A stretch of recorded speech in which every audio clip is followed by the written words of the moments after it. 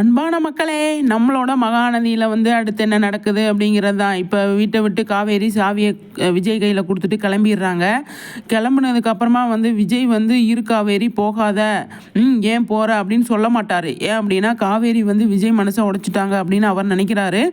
அதனால் இரு காவேரி போகாத அப்படின்னு சொல்ல மாட்டார். சாவியை கொடுத்தோன்னே வாங்கிட்டு கம்முன்னு இருந்துருவாங்க. அதுக்கப்புறமா நிவின் வீட்டுக்கு கூட்டிகிட்டு போகிறாரு நிவின். அப்போ அங்கே போனோடனே காவேரி இங்கே எதுக்கு கூட்டிகிட்டு வந்திருக்கீங்க அப்படின்னு சொல்லி கேட்பாங்க. வீடு கிடைக்கல, அதனால் கடையில் ஜாமான்லாம் போட்டுட்டு, டெய்லரிங் கடையில் ஜாமானெல்லாம் வீட்டு ஜாமான்லாம் போட்டுட்டு அதுக்கப்புறமா நிவின் வீட்டில் 2 நாள் தங்கிட்டு நம்ம ஒரு வீடு பெயிண்ட் அடிச்சிட்ருக்காங்க, அந்த வீட்டுக்கு போகலாம் அப்படின்னு சொல்லி குமரன் சொல்லுவார். இப்போ காவேரிக்கு மனசு கஷ்டமாக இருக்கும், போக முடியாது. அவங்க நிவின் வீட்டுக்கு வேண்டாம் அப்படின்னு சொல்லுவாங்க. அதே தான் சாரதாவும் சொல்லுவாங்க.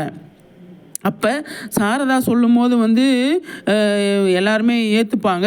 அதே இதை காவேரி சொல்லும்போது சாரதா சொல்லுவாங்க, நீ என்ன இங்கே இருக்க மாட்டியா, வா இரு அப்படின்னு சொல்லி, நீ சொல்கிறதெல்லாம் கேட்க முடியாது அப்படின்னு சொல்லி காவேரி சொன்னதுக்காக சாரதா என்ன பண்ணுவாங்க, ஓம் பேச்செல்லாம் கேட்க முடியாது, நம்ம நிவின் வீட்டில் இருக்கலாம் அப்படின்னு சொல்லிட்டு யமுனா வீட்டில் போய் தங்கிடுவாங்க.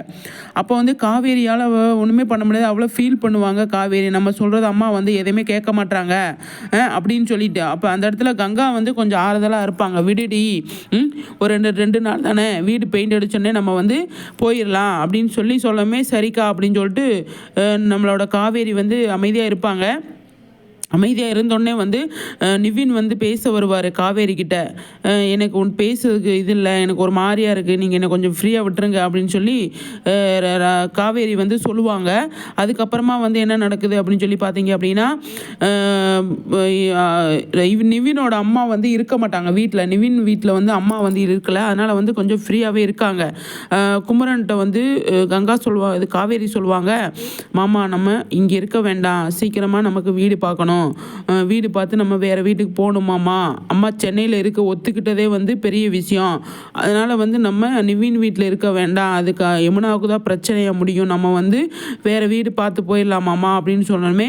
சரிம்மா, நம்ம கண்டிப்பாக வீடு பார்த்து போயிடலாம், வீடு பார்த்துட்டு தான் இருக்கேன், ஆனால் பெயிண்ட் அடிச்சிட்ருக்காங்க, 2 நாள் ஆகும்னு சொல்லியிருக்காங்க காவேரி, நீ கவலைப்படாத, நம்ம போயிடலாம் அப்படின்னு சொல்லி குமரன் காவேரி கிட்ட சொல்லுவார். மாமா, அந்த வீடு பெயிண்ட் அடிச்சிட்டு இருக்கட்டும், கன்ஃபார்மாக அட்வான்ஸ் கொடுத்துட்டீங்களா அப்படின்னு சொல்லி கேட்பாங்க. அட்வான்ஸ் இன்னும் கொடுக்கல அப்படின்னு சொல்லும்போது, நானும் வரேன் அப்படின்னு சொல்லி காவேரி வராங்க. வரப்போ சாரதா சொல்லுவாங்க, நீ எங்கேயும் போகாத, நீ வீட்டை விட்டு எங்கேயும் போகக்கூடாது, நீ வீட்டை விட்டு போய் எல்லாம் போதும் அப்படின்னு சொல்லி காவேரியை ஸ்டாப் பண்ணிடுறாங்க சாரதா. அதுக்கப்புறமா குமரனுக்கு ஒரு மாதிரியாரும். குமரன் என்ன சொல்லுவார், இரு காவேரி, நான் போய் பார்த்துட்டு வரேன், எல்லாமே சரி பண்ணிக்கலாம் அப்படின்னு சொல்லிட்டு பயங்கரமாக சாரதா பேசுகிறது அமைதியாக கேட்டுட்டு குமரன் போயிடுவார். போனதுக்கப்புறமா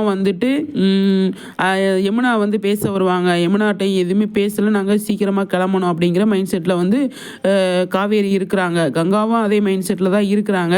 அதுக்கப்புறமா இந்த பக்கம் விஜய் காவேரி போயிட்டா, நம்மளை வேண்டான்னு நினச்சிருக்கா, நம்ம தான் அவள் வேணும்னு நினச்சிருக்கோமே, அப்படி என்னை விட்டுட்டு போகிறதுக்கு உனக்கு எப்படி காவேரி மனசு வந்தது அப்படின்ட்டு யோசிக்கிறாரு.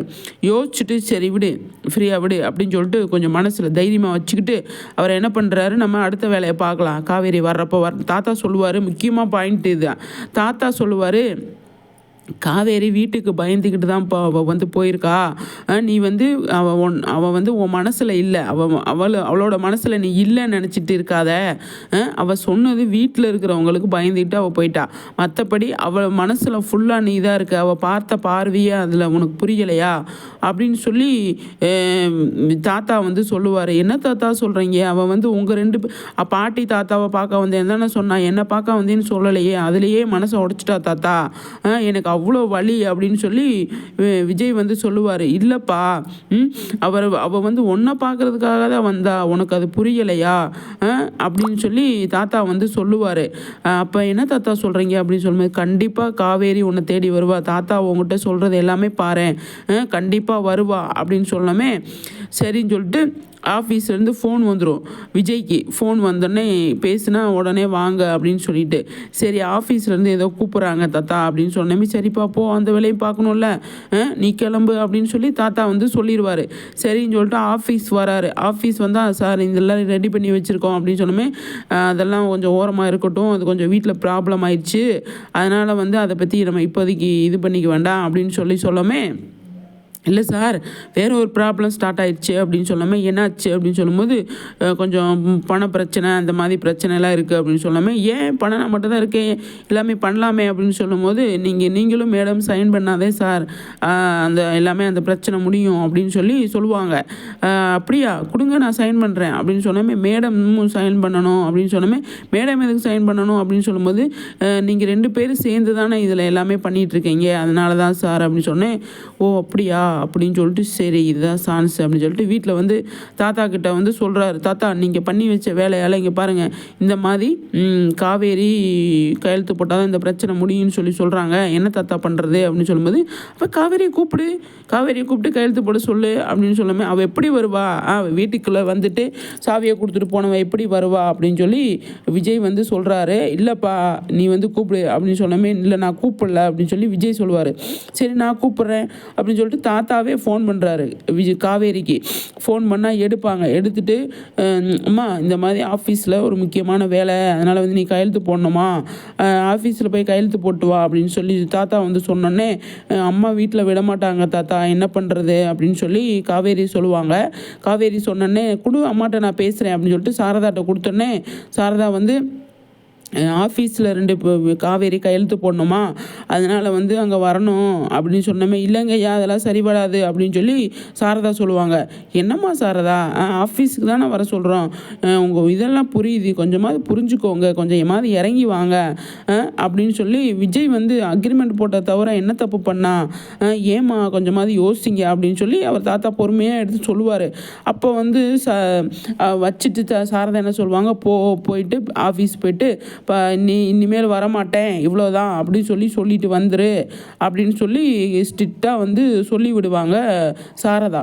சொல்லி விட்டோன்னே சரின்னு சொல்லிட்டு கிளம்புவாங்க. அப்போ நீ தனியாக போக வேண்டாம், குமரன் கூட போ அப்படின்னு சொல்லிட்டு, மாப்பிள்ளை குமரன் தம்பி நீங்கள் போய் விட்டுட்டு வாங்க, கூடயே போயிட்டு கூடயே கூப்பிட்டு வாங்க அப்படின்னு சொல்லவுமே சரின்னு சொல்லிட்டு குமரனும் காவேரியும் போகிறாங்க. போனோடனே அங்கே போயிட்டு வாங்க அப்படின்னு சொல்லி எல்லாருமே நல்லா வெல்கம் பண்ணுவாங்க. அங்கே போயிட்டு பார்த்தா விஜய் வந்து காவேரி கிட்ட பேசுகிறதுக்கு சுச்சுவேஷன் அமையலை. ஆனால் பார்ப்பாங்க, ஆனால் வந்து அமையலை. அது எப்போ நடக்குது அப்படிங்கிறது அது அப்புறமா தான். ஆனால் குமரன் வந்து கூட்டிகிட்டு வந்துட்டு வெளியிலே நின்றுட்டுருப்பார். அப்போ விஜய் வந்து என்ன பண்ணுவார், உள்ளே வாங்க அப்படின்னு சொல்லி கூப்பிடுவார். அவர் வரமாட்டார், இருக்கட்டும் அப்படின்னு சொல்லிட்டு வரமாட்டார். அப்போ காவேரி நீ போயிட்டு காவேரி போய் பார்த்துட்டு பிரச்சனையை முடிச்சுட்டு அனுப்பி வைங்க அப்படின்னு சொல்லிடுவார் குமரன். அதுக்கப்புறமா வாங்க பிரதர் உள்ளே வாங்க அப்படின்னு சொன்னோன்னே வரமாட்டார். அதுக்கப்புறமா வந்து அங்கே இருக்கிறவங்கள கூப்பிட்டு அவருக்கு டீ காஃபி கொடுங்க அப்படின்னு சொல்லி விஜய் வந்து சொல்லுவார். அவங்க கொடுப்பாங்க, சரிங்க சார் நாங்கள் பார்த்துக்குறோம் அப்படின்னு சொல்லிட்டு அவங்க சொல்லிடுவாங்க. அப்புறம் உள்ளே போய் நிறைய ப்ராசஸ்லாம் இருக்குது, அதெல்லாம் முடிச்சுட்டு சைன் பண்ணிவிட்டு வேலையெல்லாம் பார்த்துட்டு எல்லாருக்கிட்டையும் பேசிட்டு காவேரி வந்து நான் கிளம்புறேன் அப்படின்னு சொல்லிட்டு வருவாங்க. அதுக்கப்புறம் என்ன நடக்குதுன்னு சொல்லி தெரியல. நீங்கள் என்ன நினைக்கிறீங்க?